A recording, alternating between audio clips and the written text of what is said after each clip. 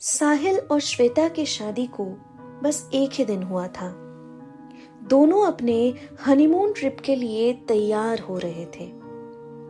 साहिल ने अपनी पत्नी की तरफ प्यार से देखते हुए कहा, श्वेता, मैं बहुत खुश हूं कि हम आज अपने हनीमून पे जा रहे हैं, पर तुम्हें पता है, ऑफिस से मुझे बस 1 हफ्ते की छुट्टी मिली है। श्वेता ने साहिल की दिल की बात समझते हुए दिलासा दिया, कोई बात नहीं साहिल, हम इस 1 ही हफ्ते को यादगार बना लेंगे। मैं तो बहुत एक्साइटेड हूं। दोनों ने अपना सामान पैक किया और घर से निकल पड़े। उनकी मंजिल एक सुंदर सी हिल स्टेशन थी, जहां उन्होंने एक कॉटेज बुक किया था। रास्ते में साहिल ने गाड़ी चलाते हुए श्वेता से पूछा, वैसे तुम्हें क्या करना ज्यादा पसंद है? I mean, तुमने कोई खास प्लान बनाया था इस ट्रिप के लिए? श्वेता ने शरारती अंदाज में कहा, हाँ, मैं चाहती हूँ कि हम कुछ एडवेंचरस करें। शायद ट्रैकिंग या रिवर राफ्टिंग। साहिल हंस पड़ा। वाह, मेरी बीवी तो बहुत डेयरिंग निकली। ठीक है, हम जरूर कुछ एक्साइटिंग करेंगे। शाम को जब वो अपनी मंजिल पर पहुंचे तो उन्हें पता चला कि उनका बुक किया हुआ कॉटेज किसी वजह से अवेलेबल नहीं था। होटल मैनेजर ने उन्हें माफी मांगते हुए कहा, I am extremely sorry sir, हमने कोशिश की थी उस कॉटेज के लिए, पर किसी वजह से हम वहाँ आपको शिफ्ट नहीं करवा पा रहे हैं। वैसे आप चाहें तो हम आपके लिए पास के गेस्ट हाउस में इंतजाम कर सकते हैं। वो थोड़ा पुराना है लेकिन कंफर्टेबल है। साहिल और श्वेता ने एक दूसरे को देखा, फिर मैनेजर की ओर देखते हुए कहा, कोई बात नहीं, हम वहीं चले जाएंगे। मैनेजर ने उन्हें एक गेस्ट हाउस तक पहुंचाया और कहा, सर, यहाँ सफाई करना बाकी रह गया है, गिव अस सम टाइम। अभी आपके लिए मैं हाउसकीपिंग का बंदोबस्त कर देता हूँ। घर को देखकर श्वेता थोड़ी सहम सी जाती है। साहिल, ये घर तो काफी पुराना लग रहा है। You don't think it's a little bit creepy? Sahil ने उसका हाथ थामते हुए तसल्ली दिया और कहा, अरे पर हम यहाँ सिर्फ 2 दिन रुकेंगे, उसके बाद हम किसी अच्छी जगह शिफ्ट हो जाएंगे, डोंट वरी। वो दोनों लगेज उठा के दरवाजे से गेस्ट हाउस के अंदर जाते ही थोड़ा चौंक जाते हैं, क्योंकि घर अंदर से भी उतना ही पुराने जमाने का लग रहा था। दीवारों से पपड़ियां निकल रही थी, फर्नीचर पे धूल जमी हुई थी और हर कदम पर लकड़ी की आवाज आ रही थी। श्वेता ने अपना बैग रखते हुए कहा, साहिल, मैं थोड़ी देर में आती हूँ, जरा घर का मुआयना कर लूं। साहिल ने मुस्कुराते हुए कहा, ठीक है, मैं तब तक हमारा सामान सेट कर लेता हूँ। श्वेता धीरे धीरे घर के हर कोने में घूम के हर चीज को उठाकर परखते हुए देखने लगी। जब वो रसोई के करीब पहुंची तो उसे कुछ अपने घर जैसा महसूस हुआ। एक पल के लिए उसकी आंखें धुंधली सी हो गई और उसे अपना मायका याद आ गया। अपनी आंखें मूंद के वो अगले ही पल मम्मी को सोचने लग जाती है। थोड़ी देर बाद वो वापस साहिल के पास आई और बोली, साहिल, मुझे बहुत नींद आ रही है। I think I am tired. क्या मैं थोड़ी देर सो सकती हूँ? साहिल ने हाँ में सर हिलाया और श्वेता बिना कुछ आगे कहे बिस्तर पे जाके सो गई। सुबह जब साहिल उठा तो उसने देखा कि श्वेता किचन में थी। वो बहुत खुश लग रही थी और कुछ बना रही थी। साहिल ने पूछा, क्या बना रही हो श्वेता? श्वेता ने मुस्कुराते हुए कहा, कुछ स्पेशल। तुम बैठो, मैं अभी लाती हूं। कुछ देर बाद श्वेता एक प्लेट लेकर आई। उसमें कुछ खाना रखा हुआ था। साहिल ने झिझकते हुए पूछा, ये क्या है श्वेता? श्वेता ने हंसकर जवाब दिया, अरे ये तो स्पेशल डिश है, मैंने खुद इन्वेंट की है। इसे कहते हैं मिस्टीरियस डिलाइट। खाओ ना, तुम्हें बहुत पसंद आएगी। साहिल ने थोड़ा सा खाया और फिर अगले ही पल उसने थूक दिया। ये क्या है श्वेता? छी, इसमें तो बिल्कुल भी स्वाद नहीं है। ऊपर से एक सड़ी हुई बदबू आ रही है। श्वेता का चेहरा एक पल के लिए बदल गया, लेकिन फिर वो प्यार से बोली, अरे तुम भी ना, नए डिशेस ट्राई करनी चाहिए। चलो कोई ना, अब हम दोनों कहीं बाहर घूमने चलते हैं। इसके बाद पूरे दिन साहिल और श्वेता कई जगह घूम के जब शाम को वापस घर आए तो श्वेता फिर से किचन में चली गई। साहिल ने उससे पूछा, क्या कर रही हो श्वेता? श्वेता ने बिना पलटे ही कहा, कुछ नया एक्सपेरिमेंट कर रही हूं, तुम देखना, कल सुबह तक मैं एक ऐसी डिश बनाऊंगी जो तुमने कभी नहीं खाई होगी। साहिल को समझ आ गया कि शायद श्वेता ने सुबह की बात को ईगो पे ले लिया है, इसलिए बिना कोई सवाल जवाब किए श्वेता को रसोई में अकेले ही रहने देना ठीक समझता है साहिल, और खुद वो जाकर बिस्तर पे लेट गया। सुबह जब साहिल की आंख खुलती है तो श्वेता को वो किचन से बाहर आते हुए देख पाता है। उसके हाथों में एक कटोरी थी जिसमें कुछ काले रंग का था। इस बार साहिल थोड़ा डर के साथ पूछता है, तुम रसोई से इतनी सुबह कैसे निकल रही हो, और ये क्या है श्वेता? श्वेता ने हंसकर कहा, ये है मेरा स्पेशल ब्लैक मैजिक पुडिंग। इसमें मैंने कई सीक्रेट इंग्रेडिएंट्स डाले हैं, तुम खाओ, तुम्हें बहुत पसंद आएगा। साहिल ने इस बार मना किया, नहीं श्वेता, मुझे भूख नहीं है, और वैसे भी मैं अभी उठा हूं, इतनी जल्दी मुझे खाना भी नहीं है। श्वेता के चेहरे का रंग मानो अचानक उड़ सा गया। वो गुस्से से एकदम से कुछ चीख के बोलना चाहती थी, ऐसा उसे देखते हुए लग रहा था, लेकिन फिर भी वो एकदम शांत आवाज में बोली, ठीक है, बाद में खा लेना।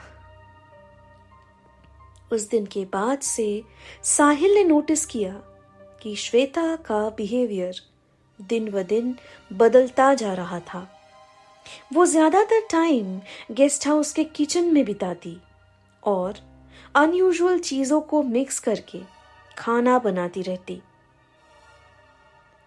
हनीमून से वापस आने पर एक रोज साहिल की माँ ने श्वेता से कहा, बेटा तुम कुछ बुरा मत मानना, पर आज क्या तुम रसोई में हम सबके लिए कुछ बना सकती हो? मेरी तबीयत थोड़ी ठीक नहीं है आज, तुमसे हो पाएगा? अगर तुम चाहो तो तुम हम सबके लिए खीर भी बना सकती हो। श्वेता ने मुस्कुराते हुए हाँ कहा और किचन में चली गई।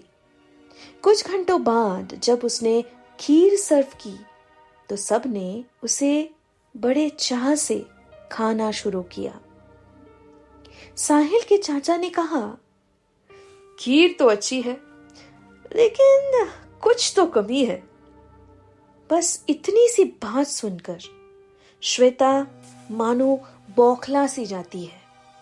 उसने गुस्से में अचानक ही अपनी उंगली काट ली और उस खून को उस चाचा जी के खीर वाली कटोरी में डालते हुए कहा, अब आएगा असली स्वाद। सब हैरान रह गए। साहिल ने तुरंत श्वेता को वहां से ले जाने की कोशिश की, लेकिन वो वहां से एक कदम भी हिल नहीं रही थी। उस दिन के बाद से ही श्वेता और अजीब बर्ताव करने लगी।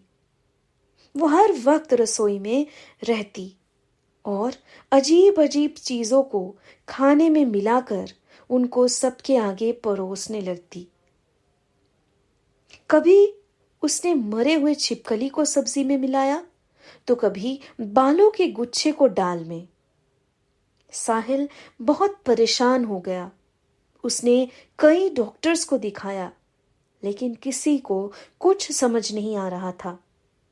सब यही कह रहे थे कि शायद श्वेता को कोई मानसिक बीमारी है या तो उसको किसी की नजर लग गई है। लेकिन साहिल जानता था कि ये वो श्वेता नहीं थी जिससे उसने प्यार किया था।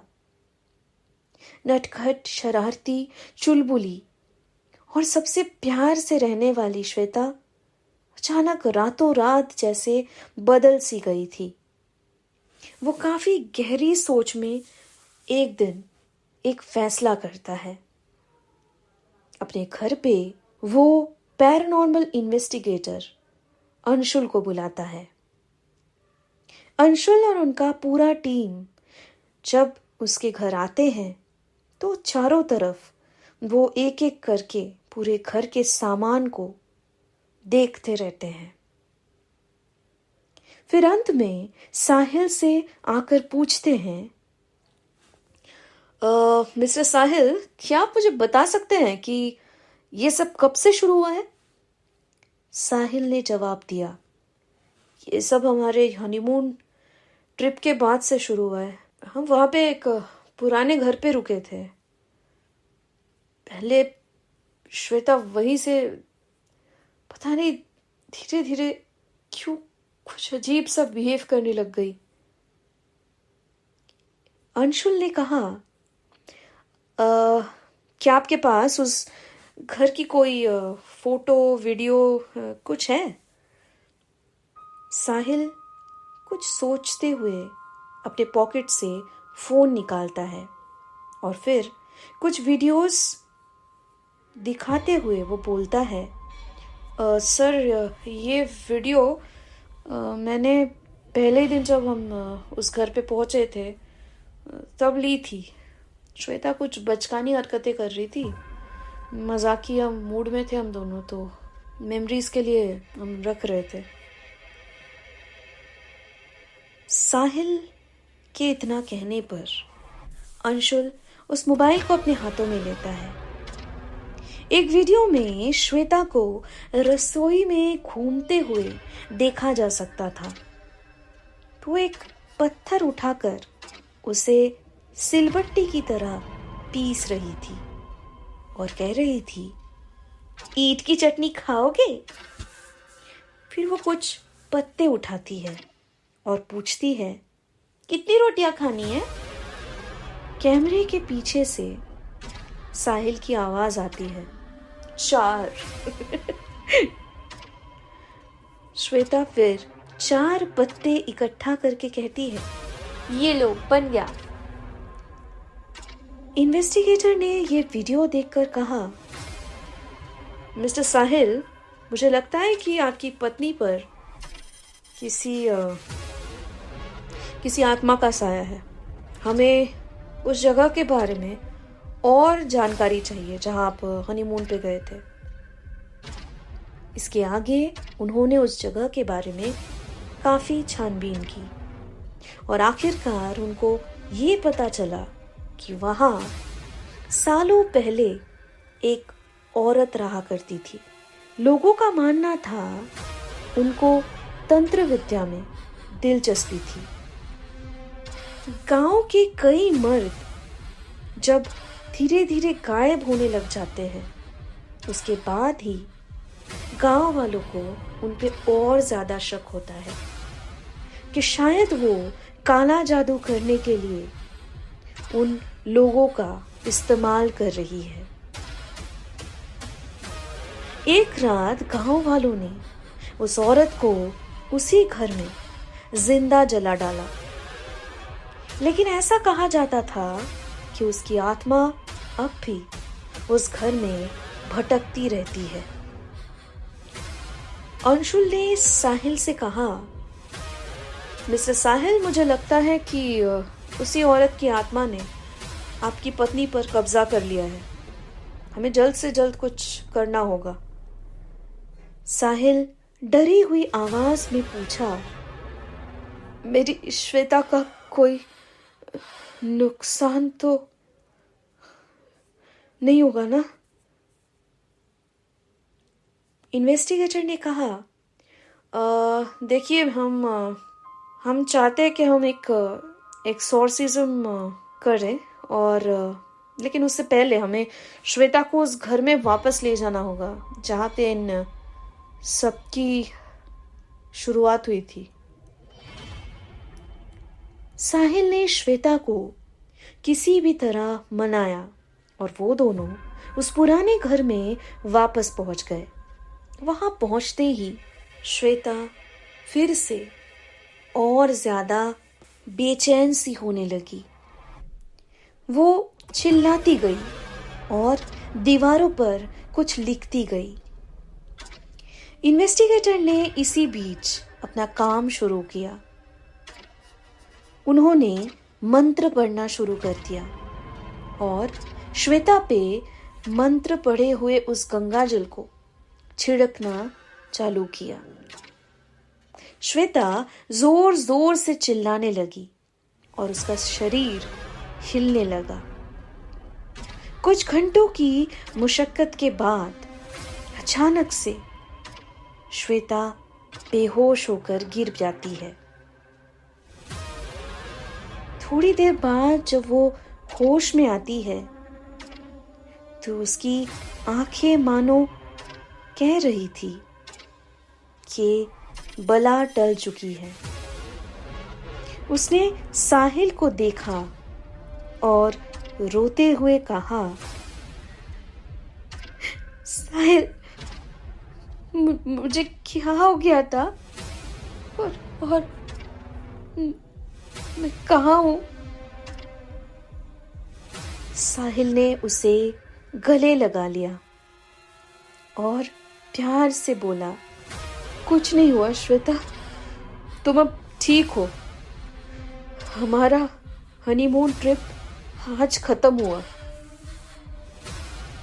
अंशुल ने साहिल को बताया कि श्वेता अब पूरी तरह से ठीक है, लेकिन उसे कुछ दिन आराम की जरूरत है। कुछ हफ्तों बाद जब श्वेता पूरी तरह से ठीक हो गई तो साहिल ने उसे सब कुछ बताया।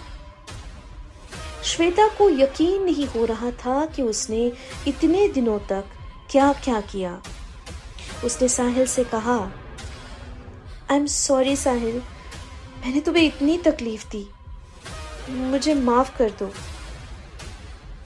साहिल ने प्यार से उसका हाथ पकड़ा और बोला, श्वेता, इसमें तुम्हारी कोई गलती नहीं थी। मैं खुश हूं कि तुम अब ठीक हो। अब हम एक नई शुरुआत करेंगे। इस हादसे के बाद साहिल और श्वेता ने फैसला किया कि वो कभी भी किसी अनजान जगह पर नहीं रुकेंगे। उन्होंने अपनी जिंदगी को नए सिरे से शुरुआत किया और धीरे धीरे वो इस हादसे को भूल गए। लेकिन कभी कभी जब श्वेता किचन में कुछ नया ट्राई करती तो साहिल को थोड़ा सा डर लग जाता, पर फिर वो श्वेता की मुस्कुराहट देखता और उसका डर दूर हो जाता। इस तरह साहिल और श्वेता ने अपनी जिंदगी में आई इस मुश्किल को पार किया और एक खुशहाल जिंदगी जीने लगे। उन्होंने इस एक्सपीरियंस से सीखा कि प्यार और विश्वास से कोई भी मुश्किल को पार किया जा सकता है। तो hello guys, it's Vidisha, your podcaster and the story writers of ghost stories in Hindi. मैं यहाँ आप सबके लिए नए नए स्टोरीज लाती हूँ।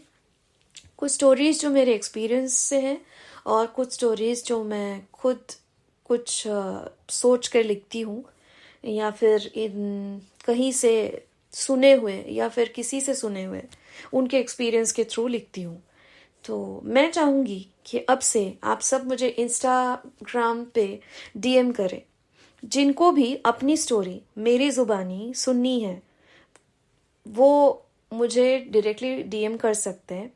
घोस्ट स्टोरीज इन हिंदी, ये है मेरा इंस्टा हैंडल, और यहाँ पे आप अपनी स्टोरी एक्सपीरियंस के बेसिस पे शेयर कर सकते हैं। तो रिसेंटली मेरे एक फॉलोअर ने मुझे वहाँ पे मैसेज किया था और उनका स्टोरी भी मैं बहुत जल्दी बोलने वाली हूँ और उनका नाम भी मैं ऑब्वियसली लूँगी। तो आप सब भी इस नए साल को अच्छे से बिताएं। Happy new year to everyone. और मैं चाहूँगी कि आपका नया साल बहुत अच्छे से बीते और आप सब ऐसे ही मेरे साथ बने रहें। और अगर आपको लगता है कि आप अपनी एक्सपीरियंसेस मेरे साथ शेयर करके अपने डर को थोड़ा सा कम करना चाहते हैं तो obviously you all are welcome. Thank you so much for following me and staying with me. Stay blessed.